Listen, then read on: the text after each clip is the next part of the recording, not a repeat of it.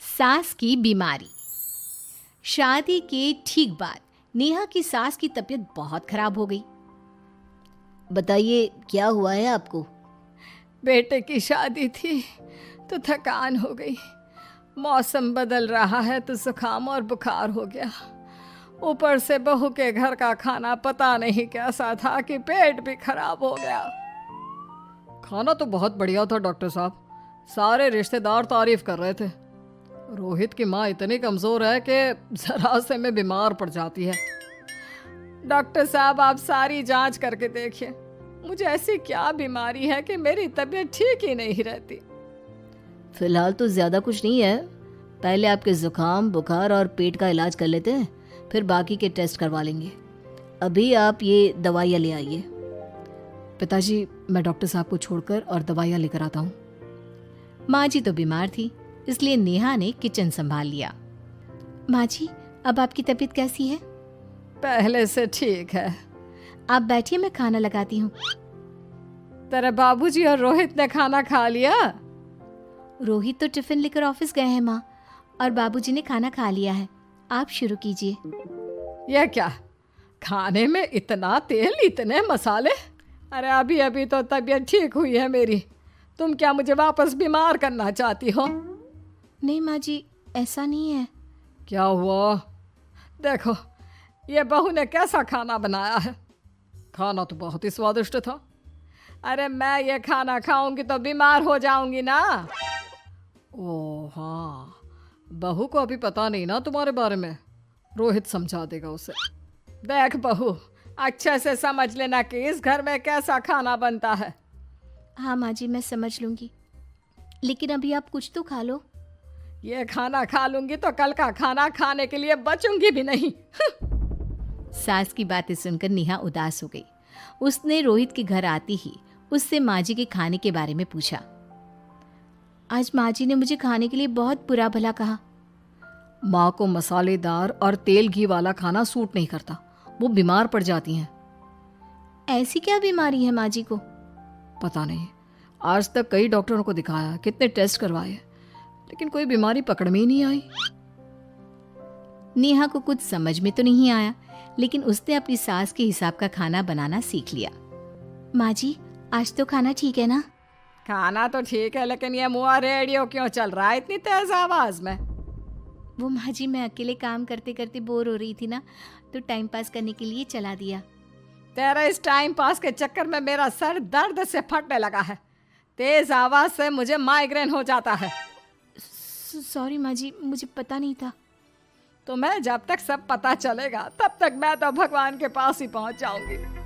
नहीं नहीं, ऐसा मत कहिए ना माँ जी। अब मैं कहीं भूख से ही ना मर जाऊं। खाना मेरे कमरे में रख दो। बेचारी नेहा, उस दिन उसे बहुत दुख हुआ। नेहा तुम रो क्यों रही हो? आज माँ जी ने मुझे बहुत बुरा भला कहा, मैं तो सिर्फ रेडियो सुन रही थी। ओहो, तुम माँ की बातों का बुरा मत मानो, उन्हें तेज आवाज से सर दर्द होने लगता है, दर्द की वजह से बोल दिया होगा कुछ।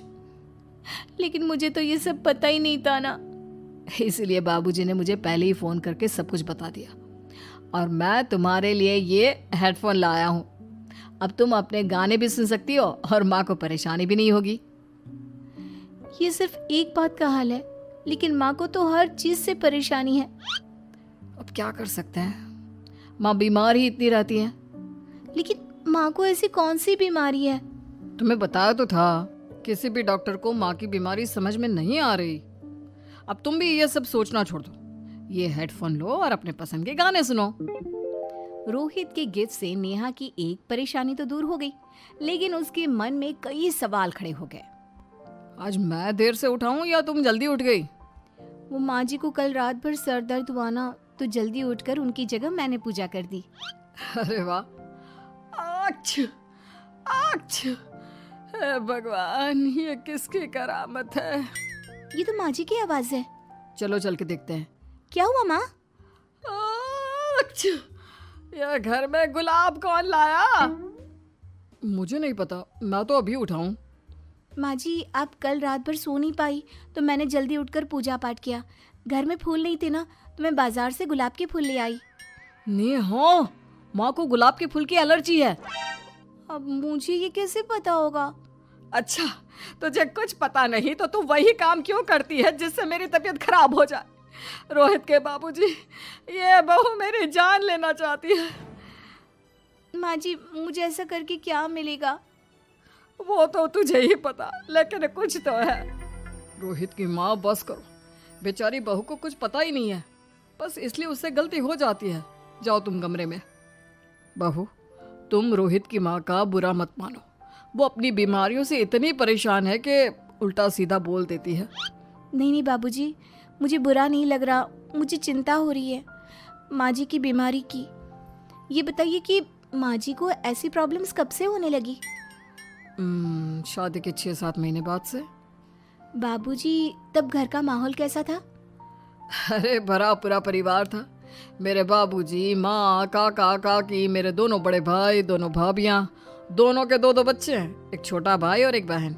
सब साथ रहते थे। इतना बड़ा परिवार? हाँ, मैं जब 10 साल का हुआ ना, तब पापा का ट्रांसफर यहाँ हुआ। उसके पहले तक तो हमारी जॉइंट फैमिली ही थी। और माँ जी किस चीज से बीमार पड़ जाती हैं? जब तेज गर्मी हो, ठंड हो या ज्यादा बरसात हो जाए। जब माँ ज्यादा थक जाए, जैसे दिवाली पर घर की सफाई या कोई फंक्शन हो, या ज्यादा मेहमानों के आने से घर का काम बढ़ जाए। तेज म्यूजिक, तेज लाइट या ऐसे कोई तेज स्मेल आ जाए। तो माँ जी की ये बीमारी ठीक हो सकती है। कैसे? सब पता चल जाएगा। आप कल माँ जी की टेस्ट रिपोर्ट लेने जाने वाले हो ना? हाँ। तो सुनिए क्या करना है। अगले दिन रोहित माँ जी की रिपोर्ट्स लेकर आता है। माँ, बाबूजी, नेहा। अरे क्या हो गया रोहित? माँ जी की रिपोर्ट आ गई है। कुछ सीरियस है क्या? जिसका डर था वही हुआ। अरे गोल गोल बातें मत कर, सीधी तरफ बता बेटा, क्या हुआ है मुझे? माँ, आपकी किडनी, लिवर सब फेल हो गया है। आपका दिल भी कमजोर हो गया है। डॉक्टर ने कहा है कि आपके पास सिर्फ 1 महीना बचा है। ये क्या बक रहा है? ऐसा हो ही नहीं सकता। मुझे लग ही नहीं रहा कि मैं इतनी बीमार हूँ। लेकिन माँ जी, रिपोर्ट झूठी तो नहीं हो सकती ना? हाँ, माँ को 20 साल की उम्र से बीमारी लग गई थी, लेकिन कोई डॉक्टर पकड़ नहीं पाया और अब ये बीमारियां बहुत ज्यादा बढ़ गई हैं। हाँ रोहित की माँ, तुम्हें याद है शादी के 6 महीने बाद से तुम बीमार रहने लगी थी। अरे लेकिन वो अलग था, मुझे ऐसे कोई बीमारी नहीं हो सकती। ये तुम कैसे कह सकती हो माँ? हाँ, तुम उस वक्त बीमार पड़ी थी ना, और अब डॉक्टर भी यही कह रहे हैं, तो सच ही तो होगा। और आप तभी से बीमार ही तो रहती आई हैं। अरे लेकिन तब मैं बीमार थी ही नहीं। क्या मतलब? अरे तब मैं बीमारी का नाटक करती थी, मुझे कुछ नहीं हुआ था। ये क्या बोल रही हो? हाँ, घर में इतने सारे लोग थे और सबसे छोटी बहू मैं थी, तो सारा काम मुझे करना पड़ता, इसलिए काम से बचने के लिए मैं नाटक करने लगी। लेकिन आपको अभी भी वही बीमारियां होती है ना माँ? हाँ, अगर नाटक था तो ये प्रॉब्लम तुम्हें अभी क्यों होती है? इसका जवाब मैं देती हूँ। माँ जी कई महीनों तक नाटक करती रही, इसलिए इनके दिमाग ने धीरे धीरे इस झूठ को सच मान लिया और इनका दिमाग उन बीमारियों का एहसास कराने लगा। हैं? ऐसे भी होता है क्या? हाँ माँ जी, इसे प्लेसिबो इफेक्ट कहते हैं। जब आप बात बात पर बीमार पड़ने लगी तो मैंने अपने मामा से बात की जो एक साइकोलॉजिस्ट है। उन्होंने बताया मुझे। तो ये रिपोर्ट्स? मैंने झूठी रिपोर्ट बनवाई थी नेहा के कहने पर, ताकि आप सच बताएं। यानी मुझे कुछ नहीं हुआ?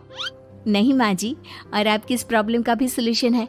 हम किसी अच्छे साइकोलॉजिस्ट को दिखाएंगे और आप जल्द ही ठीक हो जाएंगी। वाह बहू, मैंने तुझे इतना भला बुरा कहा और तूने मेरी जिंदगी भर की तकलीफें दूर कर दी। थैंक यू और सॉरी बहू। अरे मुझे भी तो सॉरी कहो, पूरी जिंदगी तुम्हारी सेवा की है, वो भी झूठ मूठ की बीमारी के लिए। हाँ हाँ, आप भी माफ कर दो मुझे, बस सॉरी। तो इस तरह नेहा ने अपनी सास की बीमारी पकड़ भी ली और ठीक भी कर दी।